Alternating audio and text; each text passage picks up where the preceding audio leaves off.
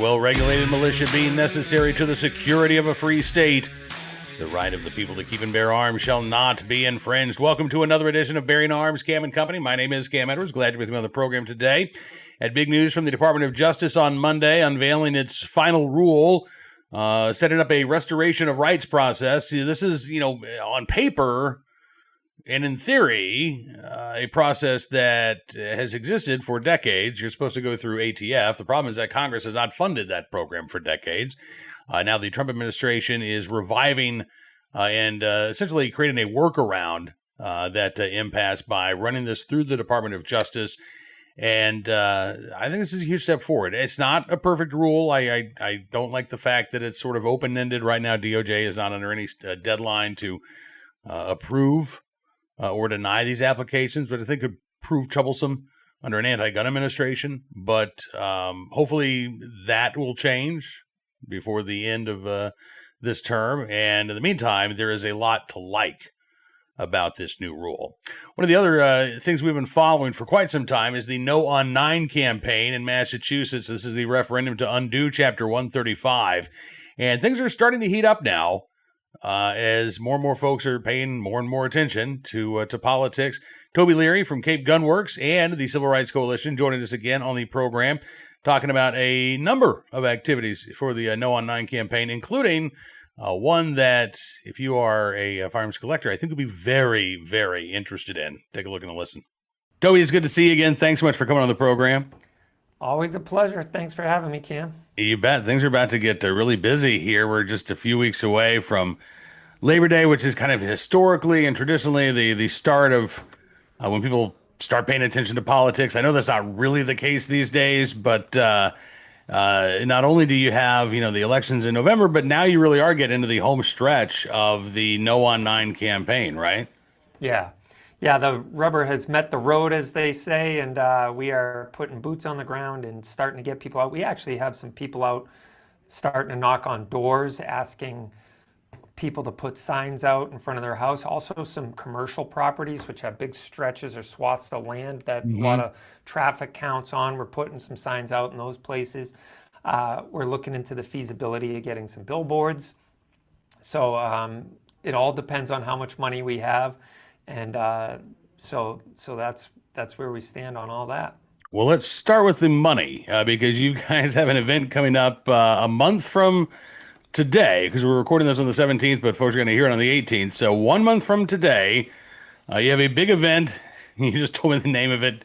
I thought it was fantastic. What is this event, Toby, and what is it all about? Well, cue Warren Zevon. It is send lawyers, guns, and money to get me out of this, because we're in a jam here in Massachusetts. So fortunately, we have great companies like Smith & Wesson has stepped up, Henry Rifles, Ruger, and they've donated guns to be auctioned off. And the gun that or the guns that Smith & Wesson donated are a really special cased set, 1 of 100. It's actually number 24 of 100. You can't buy these in stores. It's the 1854 lever action and 44 Magnum. It has engraving and gold on it, as well as this highly figured walnut stocks, and a Smith & Wesson Model 29 and 44 mag to match. And these are a cased set. They're in a beautiful display case, and they come with their own Pelican cases as well. So it's a pretty substantial set. That's kind of our showpiece, if you will, of the auction. But we've had some other great people step forward and donate some big value guns. We have a Falcor Omega in 6.5 Creedmoor with a carbon fiber barrel.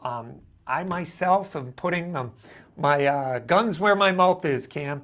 I'm donating a highly customized Nighthawk Customs 1911 that I had made. Took 2.5 years to get. And it is a gorgeous gun, smoked nitride finish. It's got a hand stipple finish on the top strap, the Moonhawk logo. It's cut for red dot optic. It's 9mm. It's a commander size. It's their GRP, the Global Response Pistol. It's got a flat face trigger, recon rail. The thing is tricked out. I literally didn't spare any expense when building it.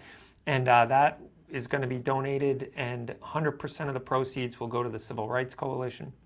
I have a bunch of other good people and distributors and manufacturers that have also donated, not to mention Massachusetts gun dealers, which are all kind of looking in their inventory, what would be something special to donate. And I anticipate we'll have probably between 25 and 40 guns to auction off.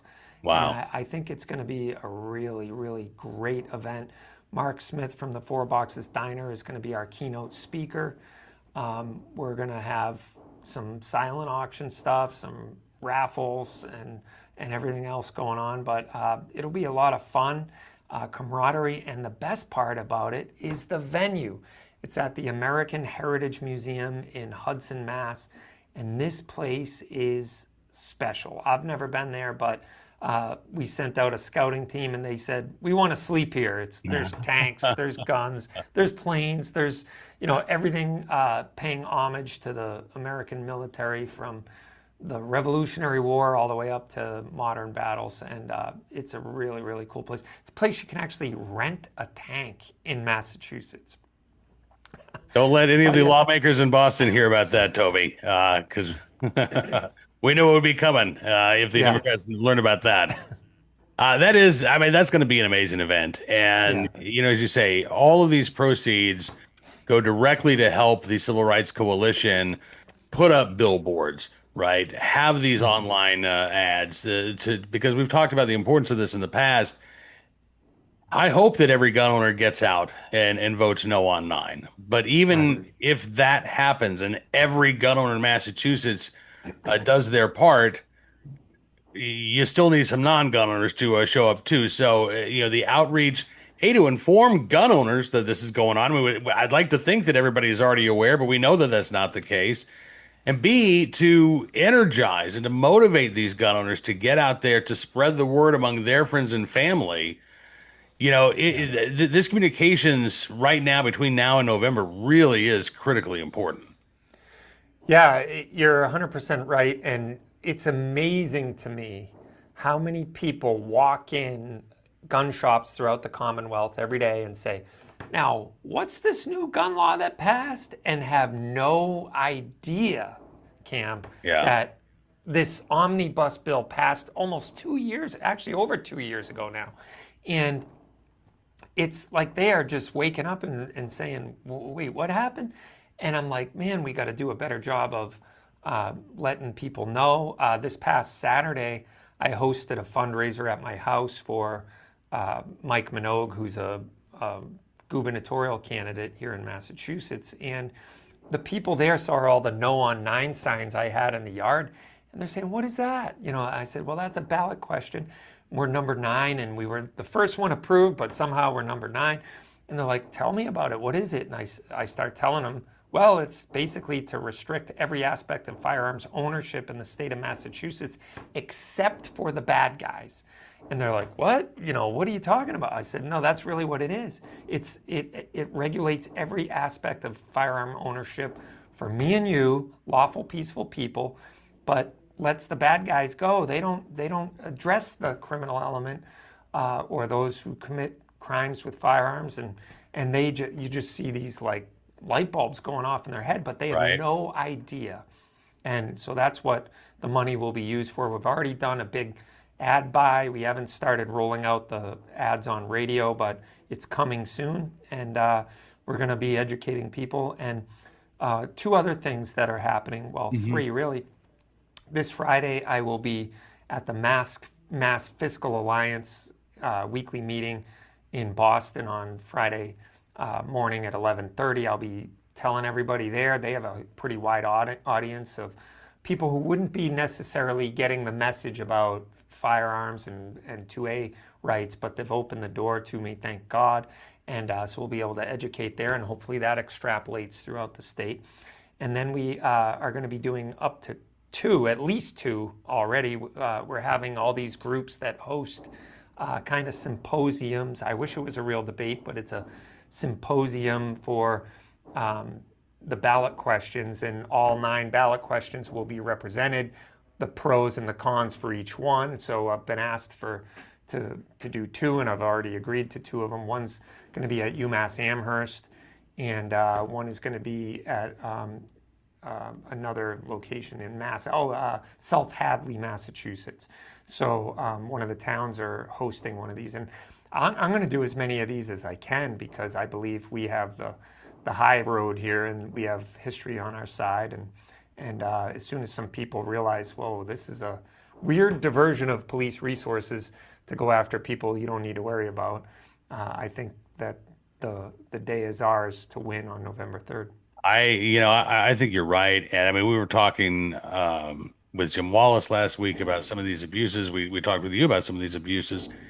Even and I mean, even the protections that are supposedly in place in Chapter 135 are being ignored, right? I mean, we talked about that case of the woman. I believe she's from North Carolina, maybe from Kentucky. Anyway, she was driving to a job in New Hampshire. She had a firearm in her purse. She gets pulled over, traffic stop. They discover the gun. She can legally possess it where she lives, where she was going. There's an explicit carve out in Chapter 135 for people in her situation traveling through the state of Massachusetts, but it doesn't matter. She gets arrested. She's charged with felonies. Her defense attorney tells the prosecutors, look, here's the part of the law that allows her to do this. And they say, well, what if she pleads down to a misdemeanor? This is the mentality.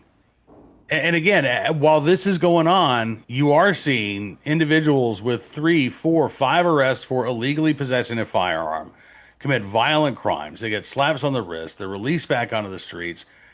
Those individuals aren't touched by Chapter 135. This entire package of laws, as you say, Toby, it was aimed at lawful gun owners, which I think is why these prosecutors have such a hard time believing that it's not a crime for this woman who lives out of state to drive through the state with a firearm, right? Because they think it should be a crime. And they think that Democrat lawmakers, why didn't they make that a crime? I guess maybe they forgot to do it. I don't know. But, the entirety of this package, it is aimed at restricting a fundamental right. It is aimed at making it so legally dangerous to exercise that right. The people will just throw up their hands and say, well, again, I'm not going to do it. I don't want to risk it, right? Right. Yeah, and I think we need to help try to change the mindset of this through the awareness that, they are, in fact, infringing on people's constitutional rights, and stop treating it like a privilege and more like a enumerated right. But I heard something last week that made the hair on my neck stand up. A police officer in Massachusetts asked me about some of the nuance of the law, and I said, oh, geez, I really don't know. I think it's like this, but I don't know. And he goes, well, charge them anyway and let the courts figure it out. And that is the SOP. That is what they do, because they don't know. We don't know. The prosecutors don't know. Let the courts figure it out. But meanwhile, you've just ruined somebody's life, right, in that process. Yeah. What are we doing here, right? Like, they've sworn an oath to the Constitution, and they're basically violating that oath by saying, yeah, well, there might be a technical violation of one of these new laws, so we're going to arrest and charge and let the court figure it out. And if they win, great. But, man, that person's life just got turned upside down. Absolutely. And to me, obviously, again, if you're a Second Amendment advocate, you see the problem with this. But if you are a self-proclaimed liberal, if you are a progressive, you should have a problem with this. If you're a law and order conservative, you should have a problem with this, regardless of your gun ownership. Because this, again, it weakens real law and order. It is, I think, very much an abuse of the criminal justice system. These folks who talk about over-incarceration, all right, well, here you go. You want to talk about over-incarceration, putting somebody in prison for, again, possessing a firearm that they're allowed to possess, or because they possess a magazine that the state says they're not allowed to possess. They're not accused of a violent crime. If it is a crime, it's a victimless crime. But it's clearly covered by the Second Amendment. Yeah, you should be upset by this if you are a proud progressive, right? I don't know, honestly, Toby. Other than gun control activists, people who hate the Second Amendment, people who love authoritarian government, I don't know why you'd vote yes on 9. Oh man, it's something I've been trying to figure out for a long time. It's basically saying it's antithetical to what they truly believe. If you really believe that, there's an authoritarian government, then why do you want to give them the highest concentration and a monopoly on violence? It doesn't make any sense. Yeah, absolutely. Well, Yeah. again, I know we're going to be talking before the September 18th event. Do you know when those two symposiums are? I don't. I will try to find that out for you. Okay. I But not believe before we they're talk in again. October. Yeah, Okay. it won't be before we talk again. They're both, I believe, in October because it's after the primary, but before the general. So I know they're starting to heat up a little bit, and the one at UMass Amherst is one I'll probably do in person because my son goes to school there, so it'll be a good excuse to go see him. And yeah, I'm glad that that's another way we'll be able to kind of bring light on the subject, so to speak, and I think it'll be an excellent opportunity.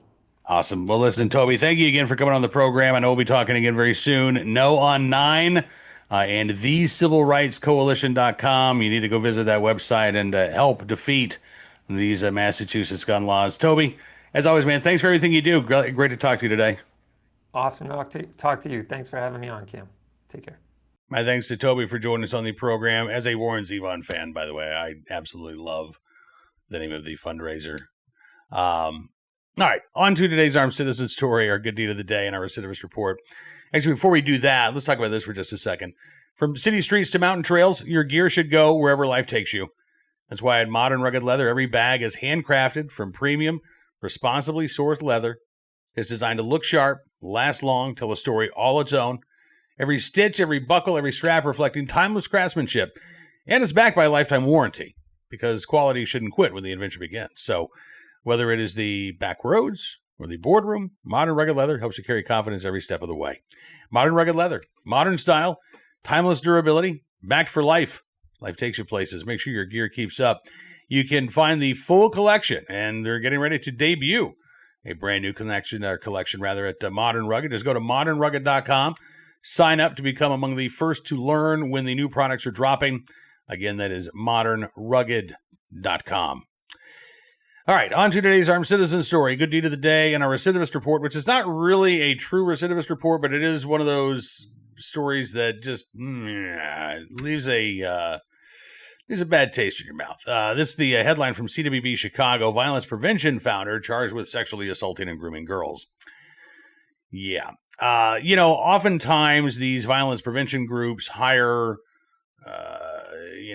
the sort of street workers are deployed to de-escalate tensions. They often have criminal histories of their own, and the idea being that the small number of individuals who are responsible for committing an outsized portion of violent crime will connect better with somebody who has a previous criminal history. Oftentimes, I shouldn't say often, sometimes these individuals have not actually given up their criminal ways, though, and that has been the case on multiple occasions in Chicago. This time around, the individual in question apparently does not have a previous criminal history. Looks like he might very well have one going forward, though. Charles McKenzie is his name. He is the founder of Inglewood First Responders. He often calls himself the mayor of Inglewood. He is also, well, at least was, also a Chicago Public Schools counseling assistant. He is now sitting in the Cook County Jail after being charged with criminal sexual assault and grooming involving two 14-year-old girls. This case goes back to at least 2017. That's when McKenzie is accused of grooming the first girl, who at the time was 13 or 14 years old. In a detention filing, Assistant State's Attorney Karen Crothers said that his behavior towards the teenage girl in 2007 began sexual after he began dating the girl's relative. He repeatedly made what were described as sexually explicit facial gestures when he and the girl were alone together. He started touching the girl's buttocks. The girl told one of her sisters about his behavior, but her mom, who CWB Chicago says works as a police officer in the Chicago suburbs, did not report the allegations to authorities after she learned about them.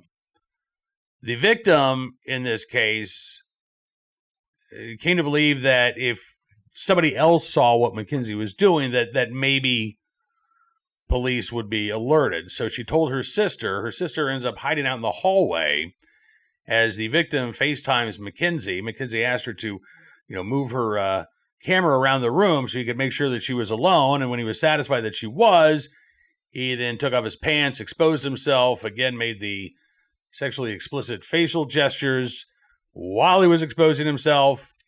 The girl's sister did witness the incident, actually took multiple screenshots of the FaceTime call. And then she showed those screenshots to family members, presumably mom as well. But the girl's mom did not contact police, which is just, it's disgusting, honestly. Behavior continued for approximately 2 years until September of 2019, according to the prosecutors.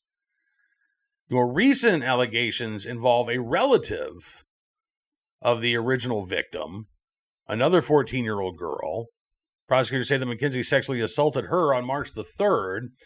The girl, according to prosecutors, pushed McKenzie away when he attempted to remove her onesie, but he overpowered her, then held her down so she couldn't move. He allegedly kissed and groped and touched the girl once again, took off his pants, exposed himself before attempting to sexually assault her.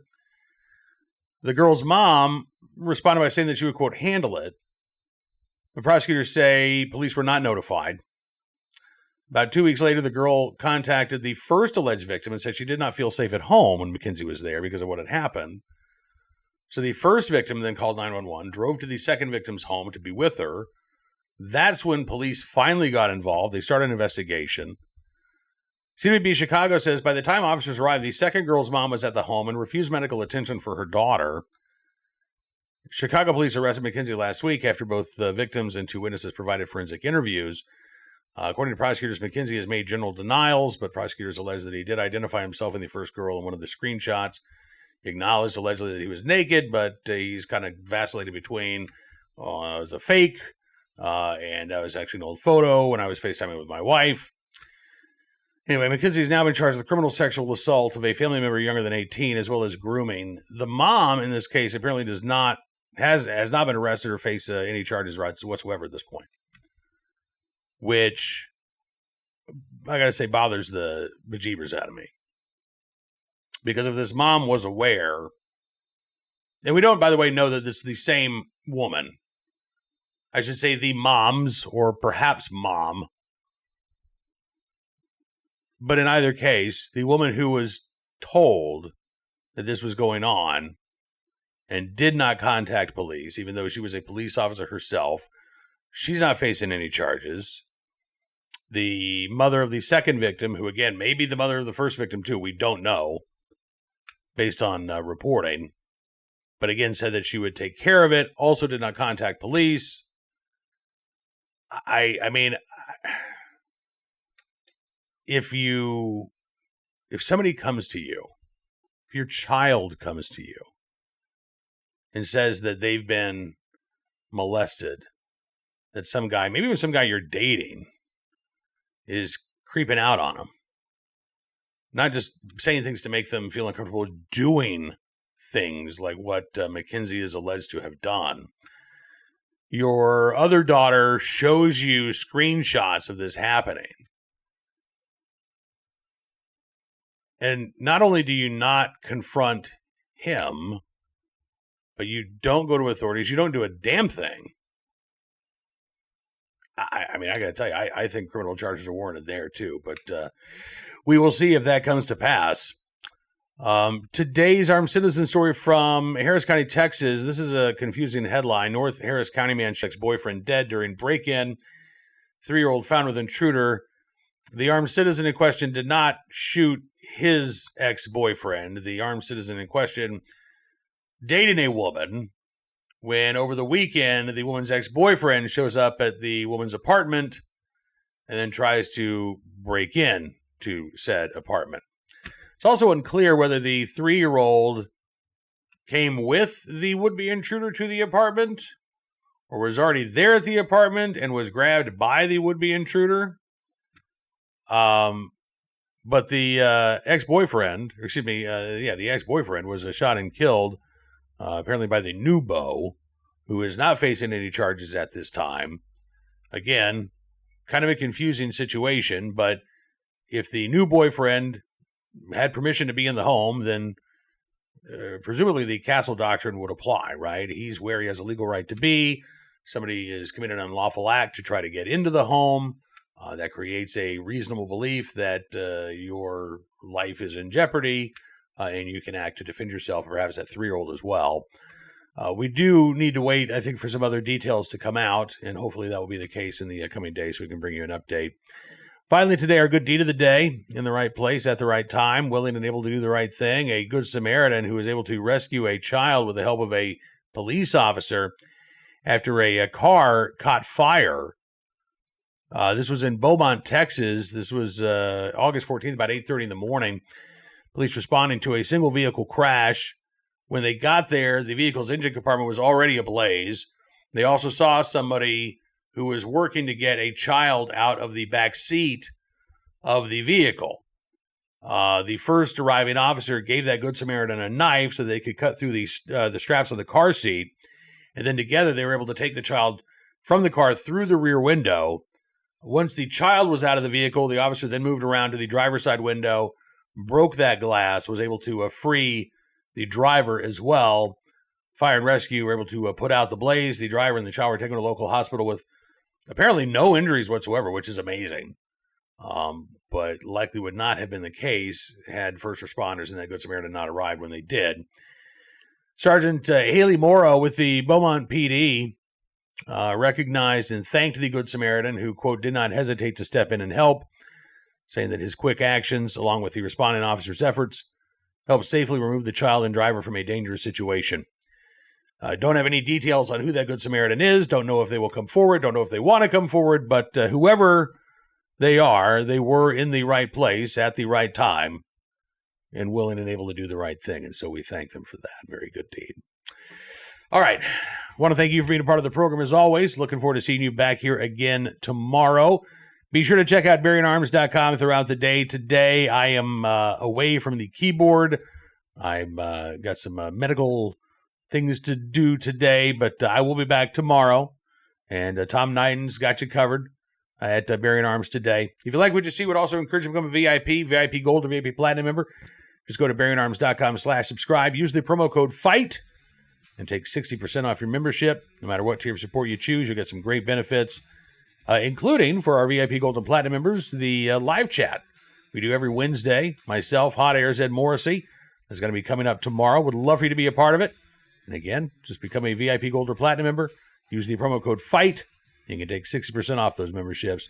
Have a great rest of your 2A Tuesday. I'll see you back here tomorrow. Until then, be well, be safe, and be free.